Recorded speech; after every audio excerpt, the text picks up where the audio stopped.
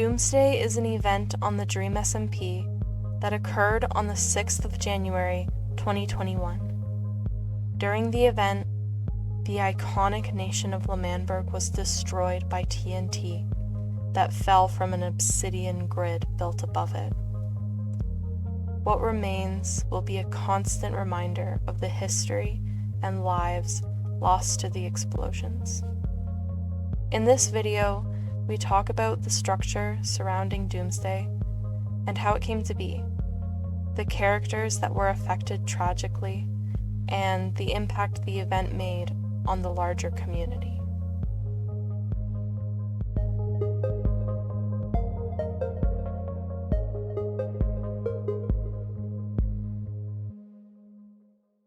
There's so much that goes into Doomsday that it's kind of hard to pick a spot to start, because you can't even start at the beginning of Doomsday, because the beginning of Doomsday is actually the Green Festival, but then it's actually Exile, but then it's actually the beginning of Season 2. It's the kind of event that I like in like stories in general, where if you have all of the story before, if you have all of the clues, you could have predicted it. Yeah, you could see Doomsday coming from Dream's actions. You could see it coming from the Butcher Army's actions. Like, yes, it was all leading to a bottleneck event where everyone's storylines are just going to go through this event and it's going to disperse after. Mm-hmm. Yeah, like honestly, if we just focus on season 2 alone, the biggest like foreshadowing that we got for Doomsday was Tubbo basically saying, hey, we should not go through with this plan of trying to team with Technoblade, because it will just bring destruction to our country. Teaming with Technoblade is an awful idea. It's an awful idea. We just had this conversation.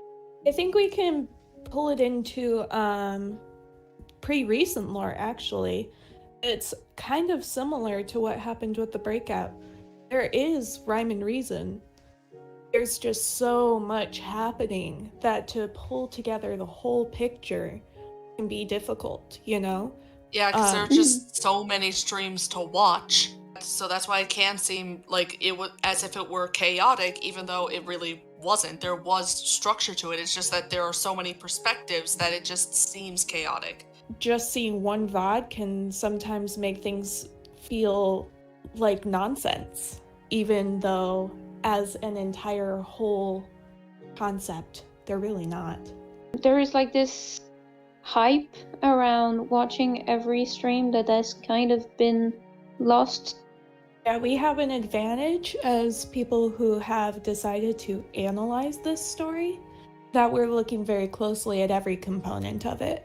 But where a casual viewer is probably not doing that and only following like a favorite streamer and watching their stuff and getting quick summaries, scanning through Twitter or something to get the rest of the story. Yeah, that is the worst if you really want to understand the complexity of the story. And DreamSMP is a very complex story. Sometimes I've like understood some reactions, some actions even, because of like a slight detail that I heard on a stream once and in the middle of nowhere, and I'm like, oh, I see what kind of person he is, and then a choice didn't shock me, but it was really up to a little thread. I believe that if L'Manberg gets blown up, people are finally going to realize that it's a vicious cycle, fighting over the same place all the time. It's being blown up again and again and again. You know what I call that? Insanity. There was a lot of content that happened before the actual event, like with Fundy's stream and Niki. Yeah. Just hearing them talk about their feelings about L'Manberg, and kind of just like there's this despair there, and Niki's lost all hope and didn't feel like it was even worth trying to protect it anymore. So you just brought up the two characters that had the most discourse, I think. And I remember a lot of people calling out Fundy's betrayal as like coming out of nowhere. And people not really understanding why Niki turned out bad for some reason. And as there are not as much viewers for Niki and Fundy as there is for Techno and Tommy, like they weren't defended as much. But I don't think it was out of nowhere at all. Yeah, and speaking as someone that was against Niki's quote-unquote villain arc, because I didn't have the full context to her character, so to me it seemed like it really came out of nowhere, because like I still kept in mind like the promise she Tommy and Tubbo made during Pogtopia to always be there for each We'll other figure and all something that. out. As long as we stick together. Yeah. And we've got to stick together, right? Like, I had, like, a good amount of details, but I didn't know everything, and how much she was actually hurting throughout, like, Schlatt's administration and even Tubbo's administration. Yeah. Being hurt by Schlatt is a thing that is terrible, but being left by the people she actually loved, I think, was like, it was awful for her. And I think that's also why she was angry against Lemamberg. Again. I love Lemamberg. I love my home, you know? And I wish it was, I wish Lemamberg was what I thought it is. I feel like as we're talking about this, I'm thinking about, you know, our topic is Doomsday. I'm thinking about Niki burning the tree. Yeah. And like, it's always been kind of a symbolic moment, you know, like the destruction of Lemamberg, the things that it stood for gone, you know? But I think it makes sense why Niki was the one to do that. She knows better than pretty much anyone, like, what Lemamberg was supposed to stand for. This, like, tree that represents the life and the energy and, like, the freedom of Lemamberg. Not only is it now surrounded in obsidian walls, which in itself is so symbolic, it's trapped, No, it's not. and it's not really true anymore. You know, Lemamberg isn't what it used to be. So why shouldn't the tree represent that? The country is gone. Let's get rid of the tree too. Oh, that's sad. Yeah. See? Those were her exact thoughts. Like, you nailed it. Thank you. Thank you very much. She lost faith in Wilbur during Pogtopia. She lost her loyalty to her country. Oh, it's just so sad, everything that she went through. Symbolically, moving on from something that was really painful to her. She's definitely moving on. The winner writes the story, you know? Yeah. Lemamberg was the heroes, so anyone who goes against Lemamberg is a villain. But if you look at it from a different perspective, Niki's not a villain. No. She's just a person responding to the world around her. It's just like in real life, there aren't necessarily villains and heroes. Never ever has any action that I've done mattered. I've befriended Schlatt only for him to die. I've tried bonding with Wilbur only for him to commit suicide by blowing up Lemamberg and dying by the blade of his own father. I have befriended people that ended up being traitors. Nothing I've done mattered. Not a single thing. Today is gonna matter. Today, if I can't make people smile, if I can't make people smile, I will make them cry. There is also Fundy, who made a lot of people confused as to like why and what happened. I think a lot of people misread or like just didn't see how tragic Fundy was too. Yeah. I mean, we've said tragic for like every character. Tommy, Doomsday Niki, is Phil. a tragedy. It is. It's Yeah. structured as a tragedy. It is all Like, God. with like literary terms, Yeah. it is a tragedy. Yeah. Yeah. Absolutely. Yeah, well, I agree that Fundy's like statements during Doomsday probably did confuse a lot of people. Because the day before at the Green Festival, he was all for fighting for L'Manberg, right? And there was something that happened before Doomsday that completely changed the way he thought about it. Considering this is what was gonna happen, I couldn't close an eye and I started thinking, Ranboo, everything I did in my life, everything I did, ever, on this goddamn server didn't matter. All that matters to me is that L'Manberg is gone! As Aerith said, it wasn't meant to be. Yeah, he definitely acts like a maniac that day. And honestly, I think most of it is just like him acting it out in a way, like trying to convince himself so much that he's like that scary guy that doesn't care about that doesn't cry about that doesn't feel sadness for that. His character is so complex.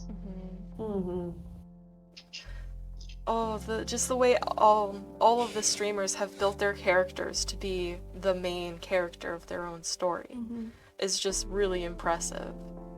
And that's kind of like that kind of what made Doomsday such a huge stream, for not just in context that everything was chaos and being blown up, but in the context that every single character was affected by it in a way that impacted their character so much that it changed their views and their, like, even some of their morals.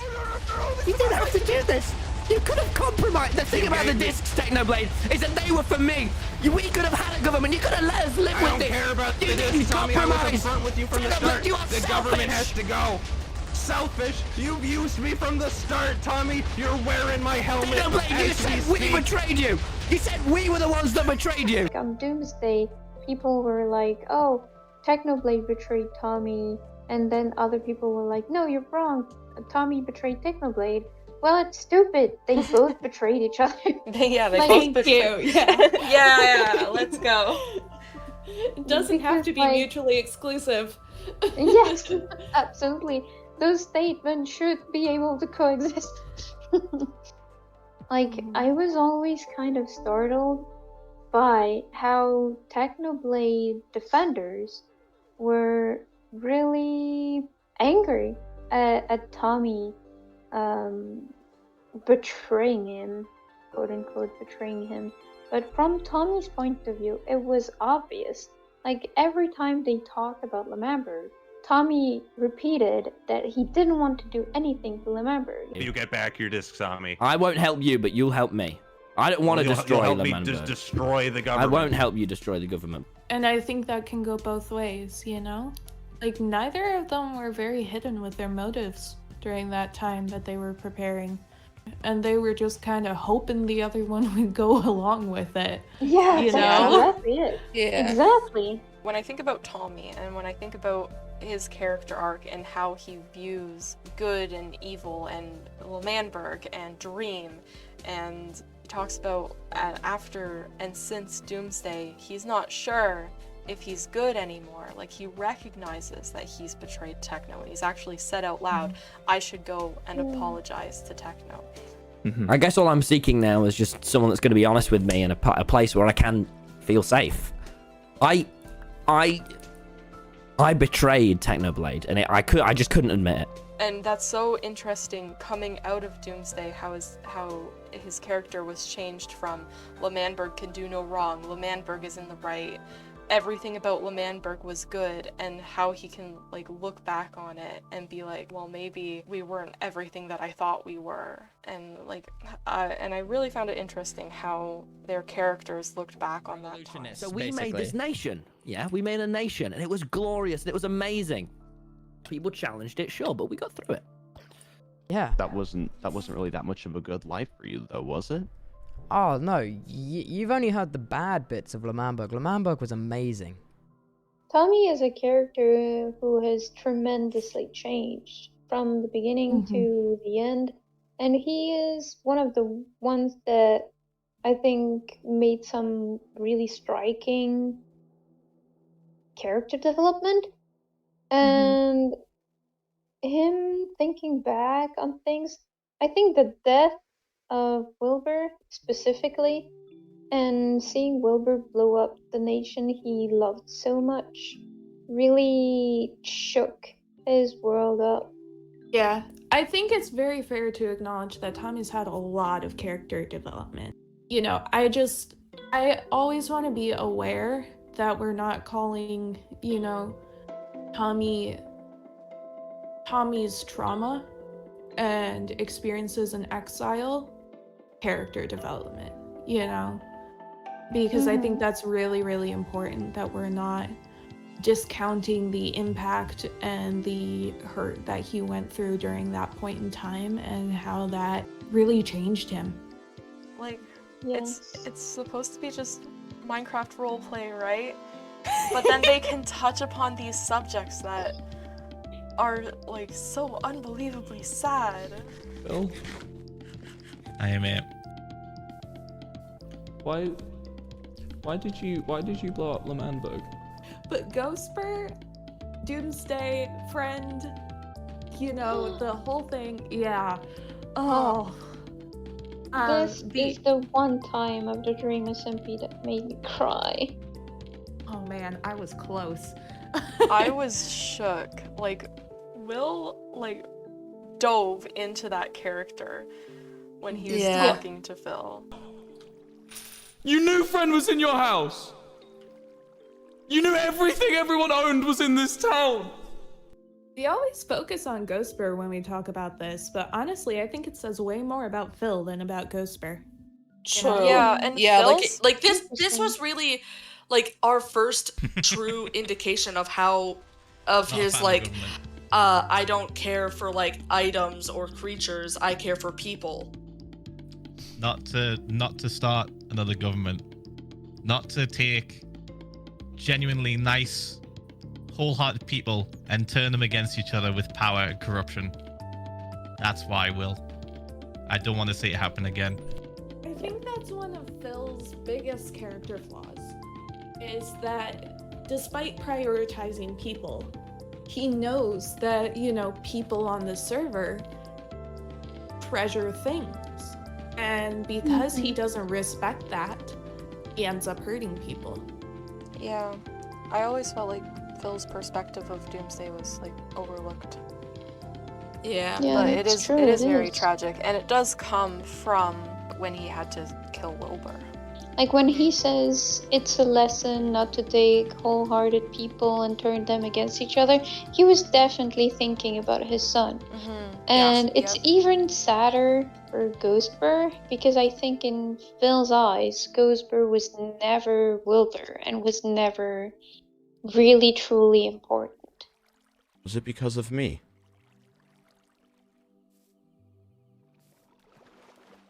This entire time, was it because of me?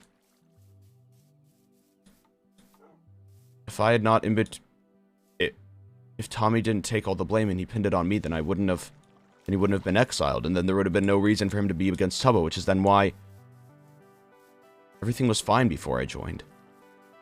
At least they make it out to seem that way.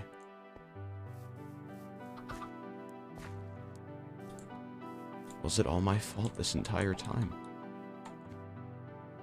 Ranboo also had some very tragic moments during Doomsday, and more after Doomsday.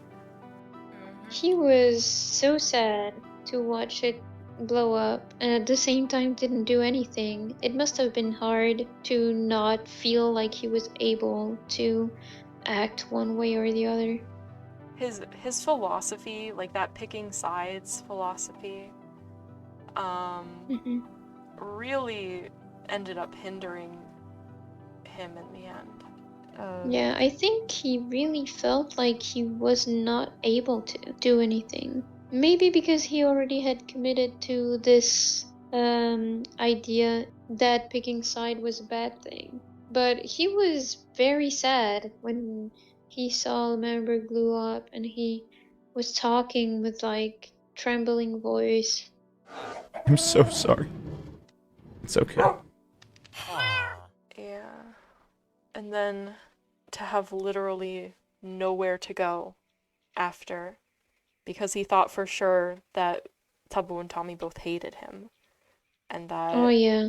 everything was gone and destroyed, and My house is completely gone. The one place that I was able to call home is ruined. If I had to think about it, I'd say the most terrifying thing would probably be the fact that for the people who didn't realize it yet, there was no way escaping it. Like, it was such a massive force that you would just have to watch it, and like nothing you could have done anything. And it's like terrible when you see you're doomed and like you're backed into a corner and there's nothing you can do to help save anything you love. And some people are gonna react like Fundy, like, oh no, I never even loved it in the first place, I don't care that much, it's fine. And some people are just gonna be extremely full of anxiety. Yeah. Scared. Yeah, terrified actually. What's going on? Tubbo, turn around. What is going on? What is going on? It's all gone. well, that's exactly what Tubbo's reaction to it was. He would just stare at the TNT while it fell. Like, even when everything was going on around him and Tommy was yelling and Techno was yelling and Quackity was yelling, but he would just stare at the TNT when it was falling, and it was like heartbreaking. I think deep down he was hoping that they could have done anything, something. They could have fought it. And while it was obvious that they were not enough, well, Tubbo wasn't fighting anymore. Yeah. But that doesn't mean Tubbo wasn't affected at all. It's just Tubbo functions a different way. Yeah, I'm speechless. Tubbo was extremely impacted, and after Doomsday, he was standing there and he said, I was the worst president Lemberg has ever seen. For your, political career, it was a great run, man. Oh, thank you. Actually, that's simply not true. It was actually an appalling run. Yeah, but Yeah, still a yeah, great, but great run great, nonetheless. great. I mean, you'll be in the history books. There's some people. Yeah, who at aren't least I'll be in the any- history books for the president, that ground the nation into the ground. Yeah, not even me with Schlatt. How did you do that, man? I just have Schlatt. I just have like man. a way with my words. Maybe Schlatt was just better than me. Like, to me, he was the best president ever. Oh yeah. Because you For had sure. Schlatt and Wilbur like blew it up on purpose. So Yeah. considering like Lemberg's point of view, the one who actually wanted the best for Lemberg, it was definitely Tubbo. It was just like a punch in the head. And he was knocked down and he was like, yeah, I'm the worst. Like, there is no other way. And he believed it. He was not just saying that. Is it really all? I think it's all gone. Doomsday destroyed everything to do with Lemberg, and like he didn't have anything to even take as a reminder of it. Like, I think they have one flag and it's in the museum of the original That's true. flags, but the books, like the Independence books, I think the books was the thing that biggest- made me the saddest. the biggest loss I still think Yeah. was the history in the books.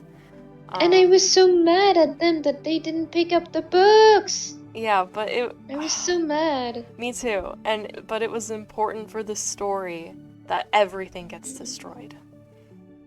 Makes you furious when you think about it. The Independence book, the book that they wrote that had all of POG 2020's election stuff in it. Like those books that were history and they were part of history, and they're all destroyed. The decree. Shoot me? Yeah. Of independence. As we gaze upon the swaths of redwood trees, the great hills to our south, and the walls that have protected us for years, I, as the now president of L'Manberg, hereby state... Yes, good. Yo!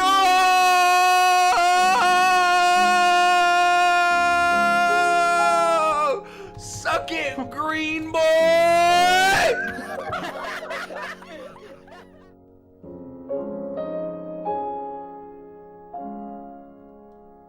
What's...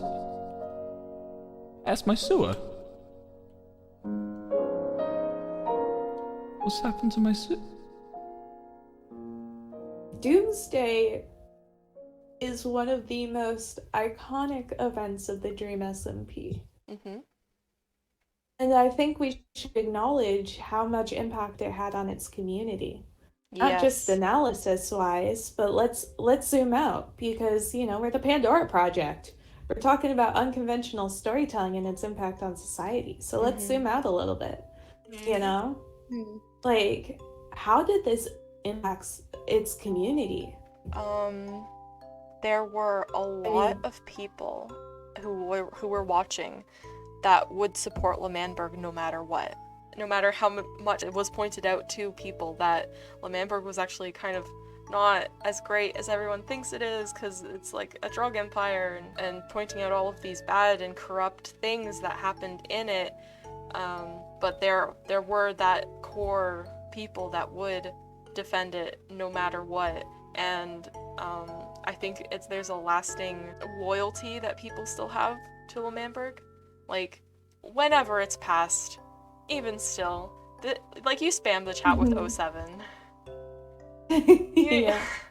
You know, just the devastation of Doomsday is something we don't always acknowledge. And when we compare it to, like, our own world, like, it's hard to compare because they're just so vastly different. But for being a story being told, the members of the DreamSMP have done a really good job of really capturing some of those elements. And it left an impact on its audience. I remember one of our writers, I don't remember who, and I just chilling in a VC one day and talking about Doomsday, and they had watched it live. I hadn't. And I remember them saying, I noticed, like, the grid being built in, like, the background, and I remember my heart sinking and thinking, what is that? The grid is iconic. Oh, yeah. You know, you see it on album art of DreamSMP musicians. You see it in fan art all the time. Like, the grid as a symbol of Doomsday, like, it's such a powerful symbol, you know? I think that's a really cool part of Doomsday. We have a lot of symbolism at play.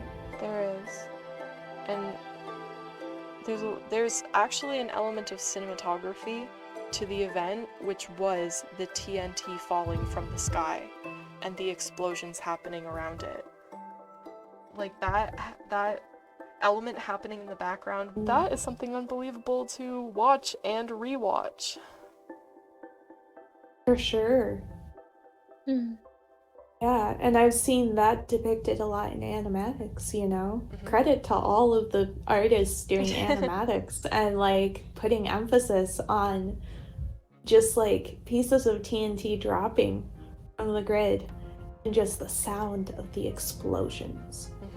Man, like, it was intense. It was really, really, like, yeah, scary, you know? Who was gonna survive? And the implications of, like, how far will Dream go? And just, like, all of those elements piled together, like, yeah, terrifying is a great word to describe Doomsday.